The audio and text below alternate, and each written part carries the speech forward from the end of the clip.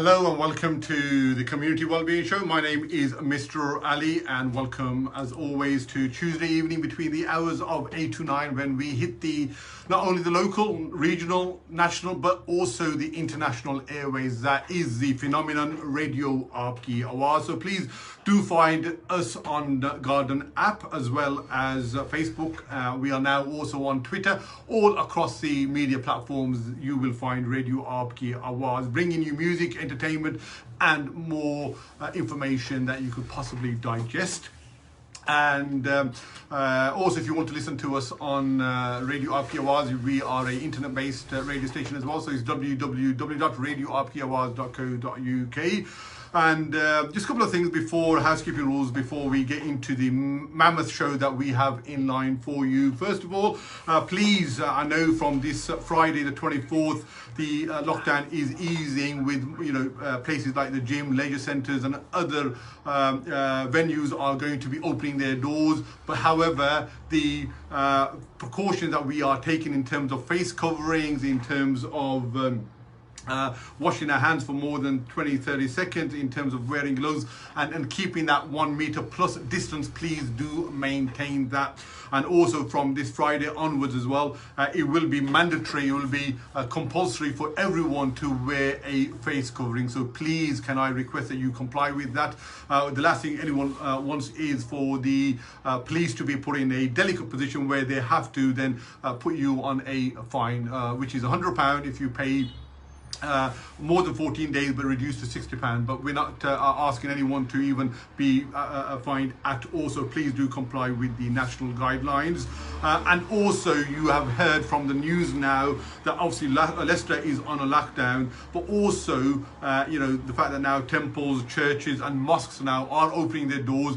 There is a limit of 30 people for congregation prayers. There is a mosque in Blackburn now that has been purported to have a janazah, a funeral prayer of more than 250 people, and the imam, the congregation have now all been afflicted by and tested positive with COVID. And the last thing we want is for mosques to be once again, their doors have opened, to be locked, and for the Muslim community, the Asian community to be maligned that we are not sticking to these guidelines, which we have been for the last 4 months. And the last thing we want is now allow anyone to beat us up with a stick. So that's my sort of almost messages, the community messages that I want to show. But today we have a topic that I think I wanted to discuss for a while, but I didn't have anyone that I thought would do the topic justice, because for those of us that are in touch with the grassroots community, that are in touch with what's happening on social media as well.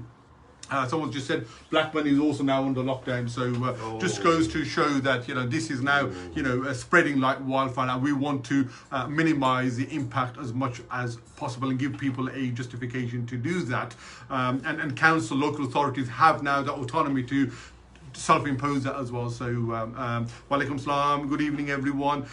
So what I was saying was I didn't have anyone, but today I've managed to get through to Ninder Johal, this person who's not a stranger to the studios of Radio Aap ki Awaaz. I think this must be his third or fourth visit as well. So that's what we are going to be discussing. And what I was saying was there are so many conspiracy theories out there, and someone from a scientific background, I'm pulling my hair out, how can something like 5G be associated with the trees dying or the leaves falling? How can something like 5G be associated with COVID?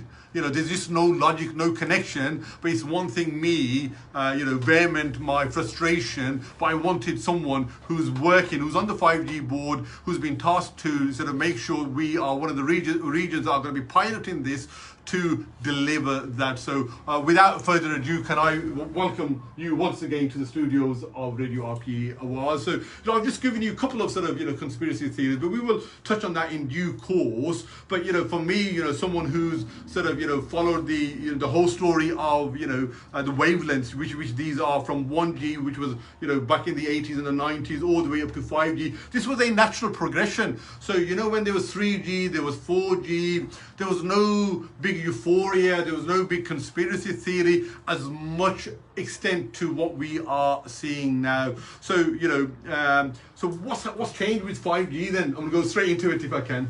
Okay, so I think there was some reluctance when Wi-Fi came out. Sure. Some people used to be worried slightly about Wi-Fi.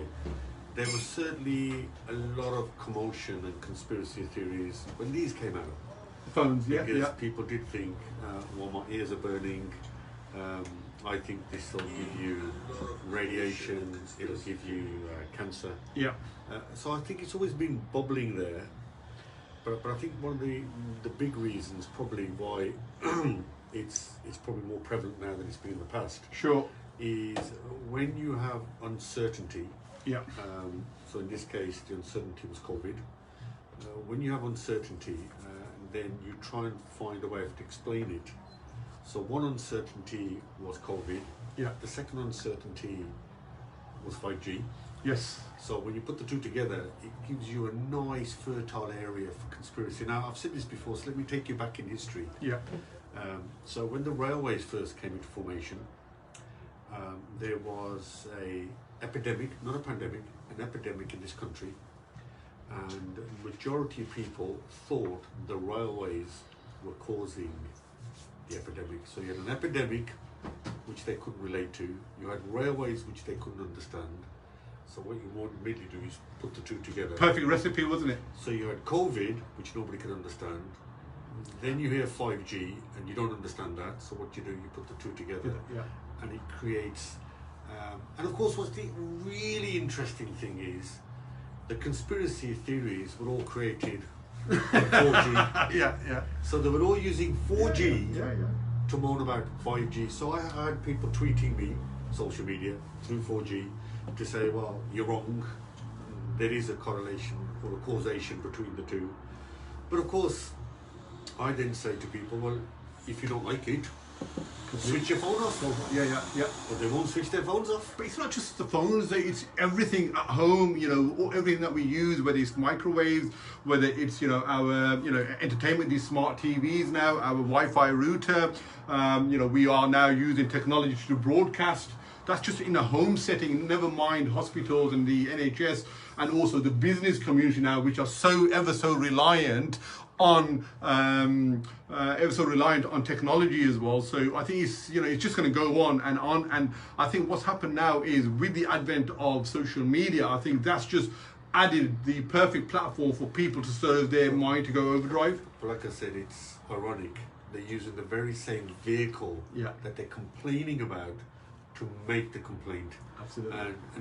And of course, as I said, when you have two uncertainties, yes, it's natural breeding ground. Absolutely. To pick them up. Now, you just spoke about what we call the Internet of Things. So the Internet of Things is the way we're now using the Internet. So now, what you've got to remember is we're only using, at the moment, between 5 and 10% of the capabilities of the Internet. So there's still 80% yet to be explored and discovered. And what 5G will allow to do is a number of things. 5G was reduce what we call latency. Please explain that to us. So you know when you instruct your phone to do something, the time between your instruction and it carrying it out is what we call latency. So sure. So that will reduce. So that means people will be able to make connections much quicker. They'll be able to download videos much quicker. Now you might say, well, what's the advantage of downloading a video? Well, two things. If you extrapolate the use of the video in an NHS setting. Sure. So pre-COVID, you say to a consultant, listen, would like you to diagnose and negotiate and talk to a patient through the phone, to the video. They said no. COVID forced them to do it. Absolutely. Now, if you get a really good signal on here, then your analysis, your video will be much more crystal clear. And it'll be a lot more transparent. So the signal will be quicker. Let's now take it to on the roadside. So someone gets knocked over, unfortunately.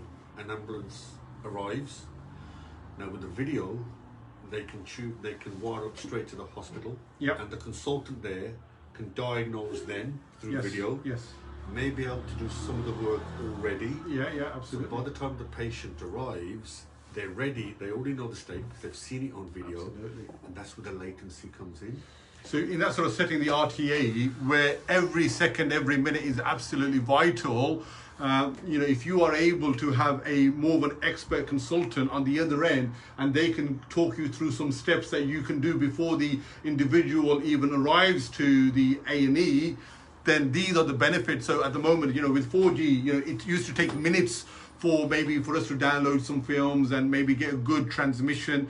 Whereas now with the 5G, this is increased, multiplied manifold. So it's milliseconds now where, the connection is better, it's more reliable. And also the transmission, the route, the latency, as Ninder said, is much more faster. So we can transport more data at a faster rate. So in a hospital, Yeah.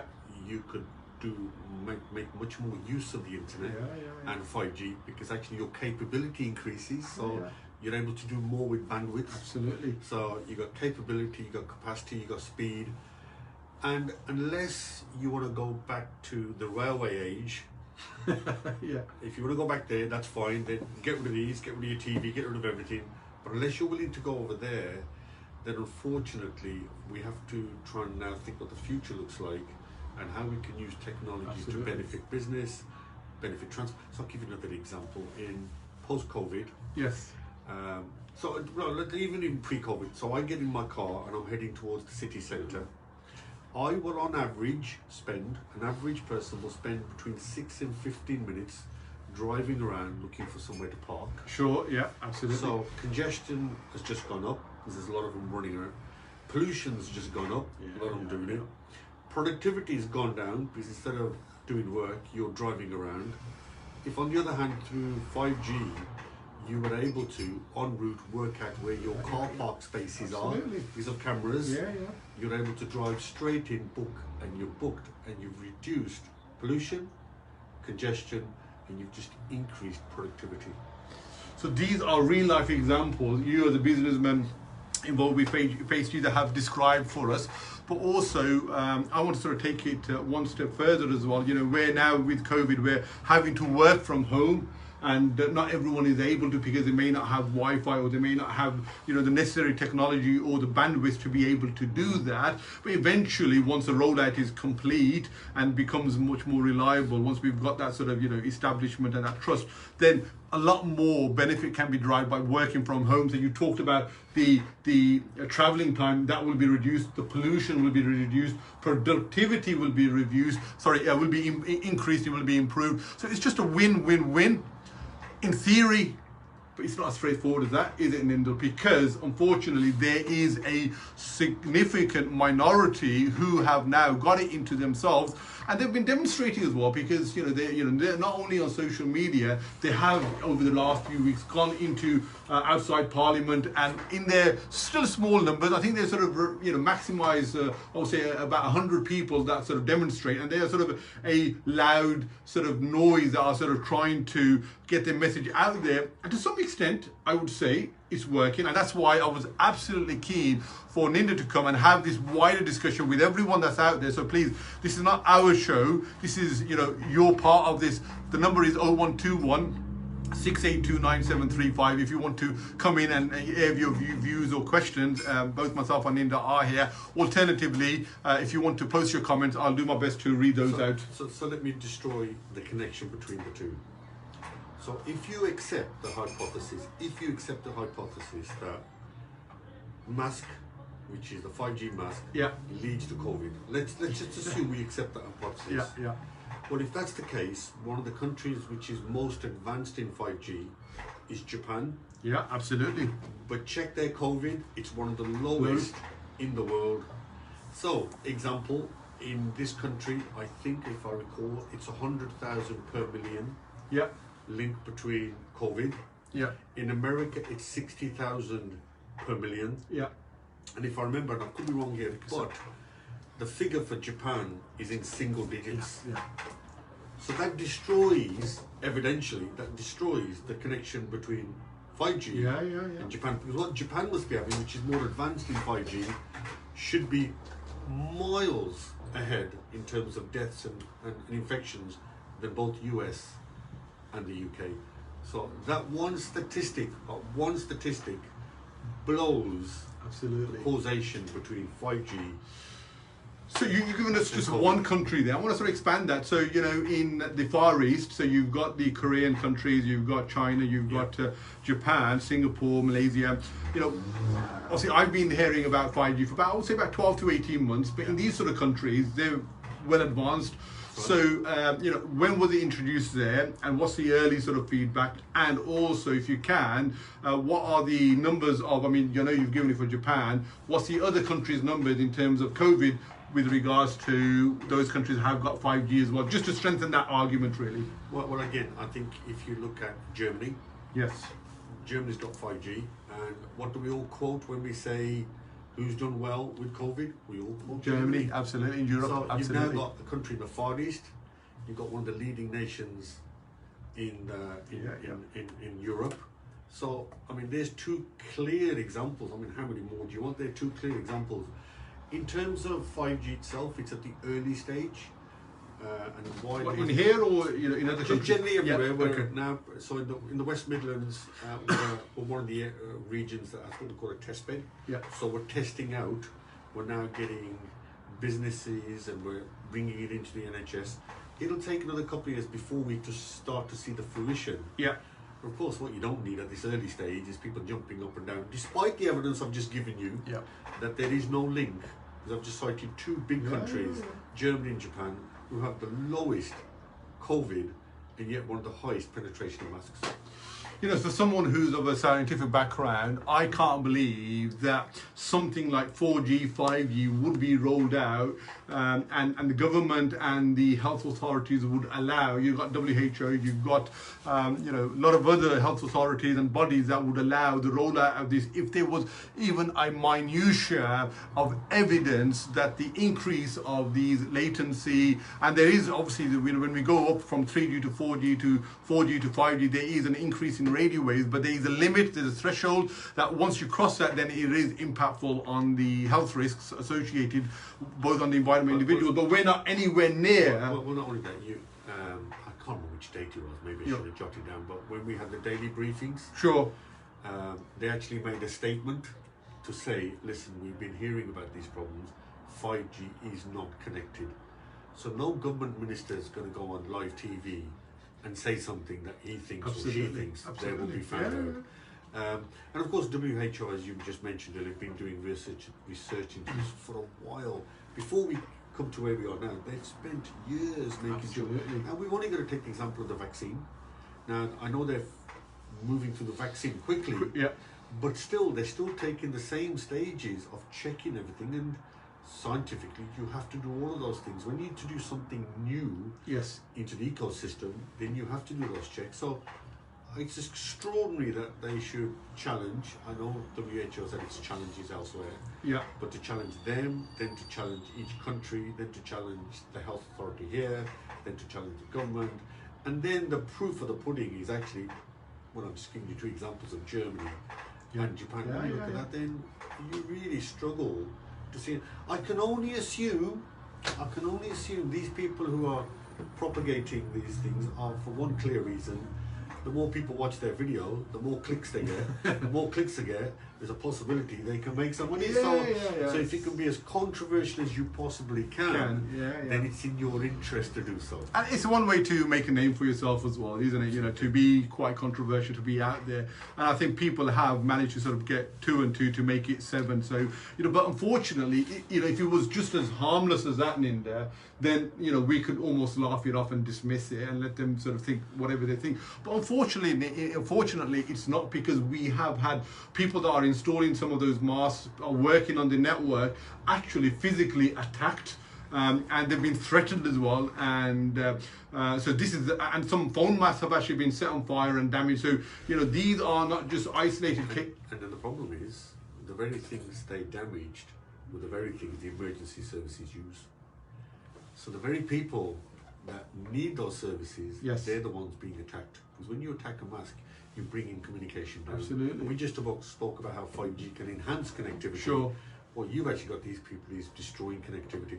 And I can only think it's basic human uncertainty, fear of the unknown, and coupled with having nothing to do, because it was locked down, they had nothing to do. Absolutely. And if you add on to that the enhanced reputation they can make for themselves and click rates, you know, it just gives you a cocktail of. And I suppose, you know, listening to one of those sort of individuals who were saying when, you know, during lockdown everyone else was, you know, at home and weren't about growing their business, but what the 5G installers and some of those people that were rolling this technology out, and where one of the test beds within West Midlands was, that they were still carrying that business out, and they were saying that the government are part of the conspiracy. So far extent, and I don't want to get any kind of legitimacy or credibility. What they were saying was that actually there is no COVID, and the symptoms that we are seeing are from these.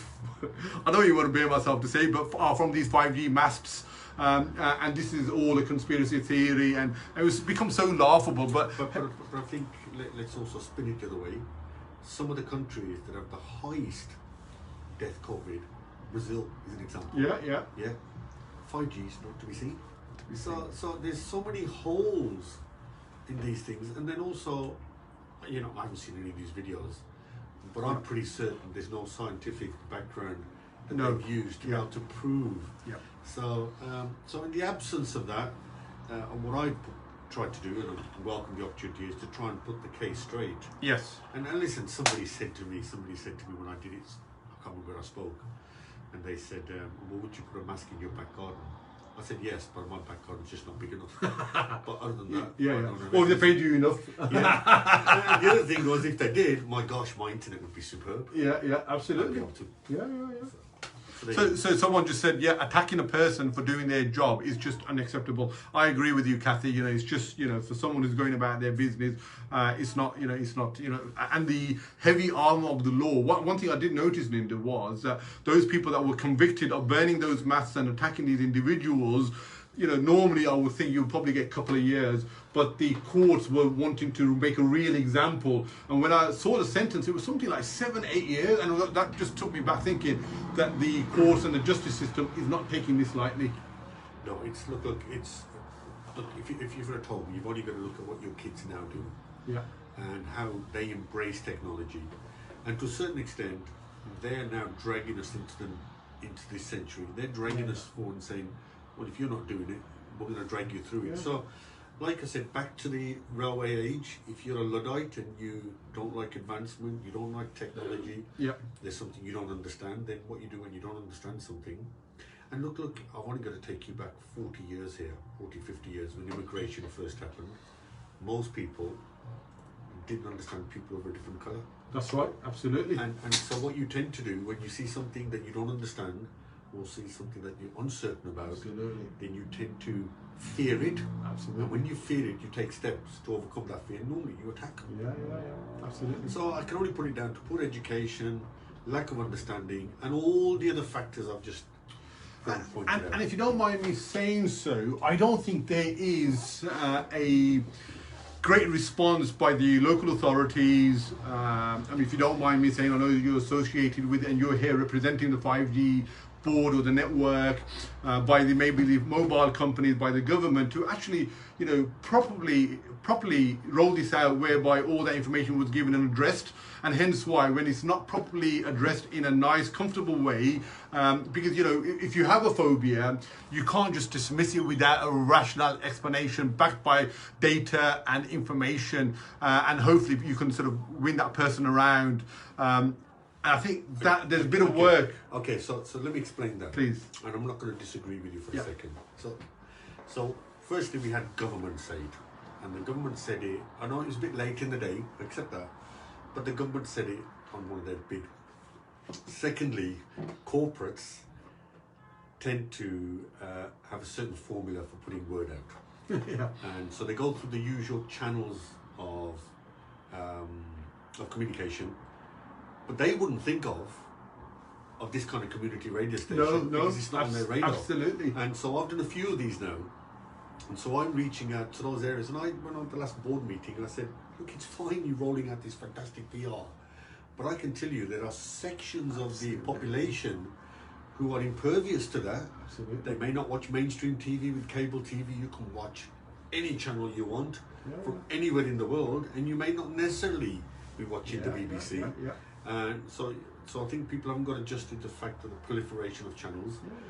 People now communicate in many different ways. They communicate through social media, through YouTube, and I don't think they quite got to grips with that. So they are now putting a plan together. Good. And part of the thing I do is I'll make myself available Fantastically. for minorities. So I come and explain, look, this is the rationale. My garden was big enough, I'd have...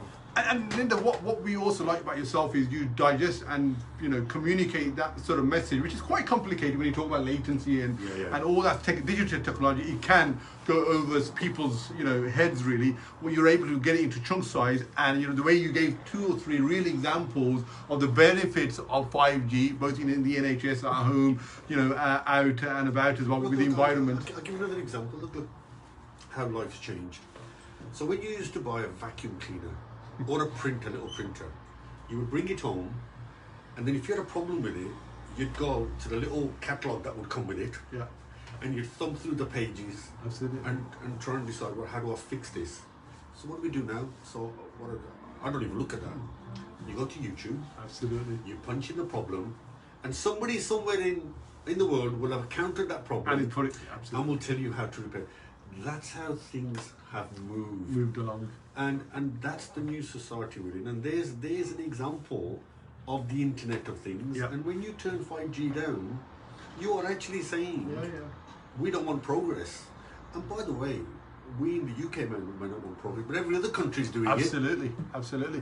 And also, what I was about to sort of just finish off by saying is that we want people, not in suits, not in ties, talking, these techie words and abbreviations and making it all complicated, and just simple explanations for the community, the residents, people that are sort of nearby schools where these 5G masts are, that are reassured that this is advancement of technology, and there are no adverse environmental health risks associated both for themselves and for their loved ones as well. Because I know there has been some reports whereby, where there are 5G masts, some people are recording the fact that the area below the mast, the grass has died, or the leaves are falling and they're dying, and they're just, relying on any kind of sort of, negative thing to sort of try to make that connection. You may have heard of that, whereby there was, in Hague, in Belgium, I think, whereby there was, a sort of an array of birds that had passed away, and people were saying that was due to 5G. But later it was revealed there was no 5G mast anywhere near that city. But unfortunately, that argument didn't suit well to the conspiracy theorists. Well, look, we choose to believe what we choose to believe. We choose not to hear things we don't want to hear. And that's just the way it is. And that's the way it's adopted. And I'm afraid it's the Internet of Things. This is just the start. So another example I'm just saying to you about fixing a printer, you'll get to a place now whereby I use printers quite a bit for my events, and I'm launching a new magazine called The Business Influence, and so we use printers. Now, typically a printer will ring you and say, "Buddy, sorry, it's been delayed because my machine's broken down." Well, with 5G, they'll be able to analyse and predict when the machine's going to break down through data. Then, because of through cameras, and I'll give you another brilliant example of how 5G works, the engineer, instead of coming out, will be able to remotely fix it. Now, we've heard about COVID and cancer, and if you want to have a test, they shove something inside you. It can be very uncomfortable. Absolutely. There's a pill being produced right now. Inside the pill, there's up to 30 cameras. I think you swallow the pill. That's right. And when it's inside you, it takes all the photos. That's not advancement, and the speed at which you'll get the results. So there's NHS, I've already highlighted traffic flows, I've already highlighted how machines at workplaces can improve. There's all kinds of benefits. You can predict when a machine's going to break down, you can predict on an assembly line where something's not going to work, you can start predicting when you're short on stock, because the analysis will tell you. It'll automatically order the part for you, even though you don't know, and the part will arrive, and some robot will pick it up and park it, and you've not had to do any of that, and you could be doing other things such as thinking of the big picture than worrying about whatever the component is there. So this thing is coming, and if we don't adopt it, don't embrace it, then all the other countries, including China, will just leave us behind. We're going to be almost like, you know, the third world in the business sector, aren't we, in the business community, and we can't, as a third world, you know, leading Western country, we can't afford to be left behind, especially now where we have this, you know, pandemic in there, where our economy has taken a 25%, 30% drop. We need to recover. We need to be ahead of the game, and this technology will allow us to do that. You know, business owners, individuals out there, patients, whoever you are, you know, tell us, what are your thoughts about 5G? Are you looking forward to it? Has there been lack of information that allows you to make that decision? And that's one of the reasons for our show. Or are you one of those that are fearful? You've heard the misinformation out there, you've heard the noise, and you know that's something that you relate to, and you've sort of taken that in. If that is the case, please, you know, we welcome you. You know, no point are we going to ask you to refrain from airing those opinions. Please do so, and we will do our best in our own capacities to try to address that if we can. If not, we'll point you in the right direction. So you know, that's where we are. We've now sort of come to the end of the first half an hour of the show. So again, time has flown by. We're just going to enjoy a bit of refreshment. I'm going to sort of play a bit more musical show, sort of musical tunes, and then second half we're going to talk about, you know, go a bit more global, maybe make Ninder a bit more uncomfortable talking about Huawei, and also about sort of China and where does that leave UK as well, and what happens to that Sino UK relationship as well. So and by the way, it's a marvellous cup of tea. I know. Yeah, absolutely. You know, everyone, beautiful, isn't it? So, if nothing else, guys, if you want to come on this show for any topic, please, I think just for Mirza's cup